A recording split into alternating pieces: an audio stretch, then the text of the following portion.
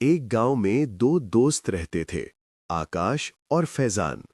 दोनों हम उम्र थे, एक ही स्कूल में पढ़ते थे और रोज साथ खेलते थे। फर्क सिर्फ एक आदत में था। आकाश को घर का बना हुआ ताज़ा जूस बहुत पसंद था।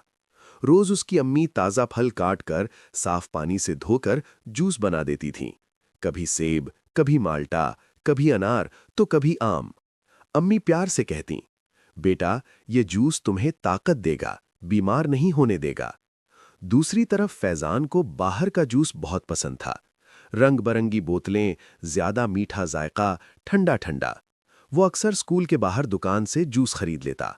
हालांकि उसकी अम्मी समझाती, बेटा बाहर के जूस में ज्यादा चीनी, केमिकल और पुराना पानी होता है। लेकिन फैजान हंसकर कहता, अम्मी ये तो बड़ा मजे का होता है, सब दोस्त यही पीते हैं। वक्त गुजरता गया। आकाश रोज ताजा जूस पीता, खेल में तेज था, स्कूल में चौकना रहता। उसे कम ही बीमारियां होती, न पेट खराब न गला खराब। फैजान का हाल आहिस्ता आहिस्ता बदलने लगा। कभी पेट में दर्द, कभी बुखार, कभी दांतों में दर्द। उसे खेल में जल्द थकन हो जाती। क्लास में भी वो अक्सर सुस्त रहता। एक दिन स्कूल में रेस हुई। आकाश दौड़ता गया और सबसे आगे निकल गया। फैजान थोड़ी देर बाद ही रुक गया और हाँफने लगा।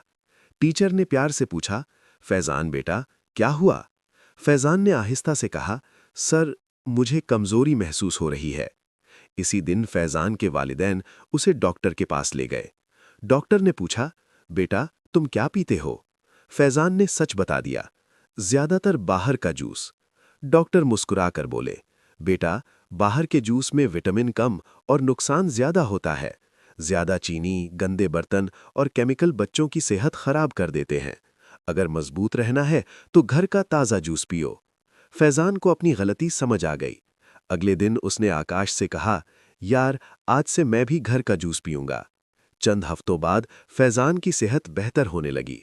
वो फिर से हंसने लगा, खेलने लगा और क्लास में भी तवज्जो देने लगा। फैजान ने मुस्कुराकर कहा, सच में घर का जूस ही असल ताकत है। कहानी का सबक, घर का बना हुआ ताज़ा जूस सेहत देता है और बाहर का जूस बीमारियों का सबब बन सकता है। बच्चों, सेहतमंद रहना है तो घर की चीजें अपनाओ।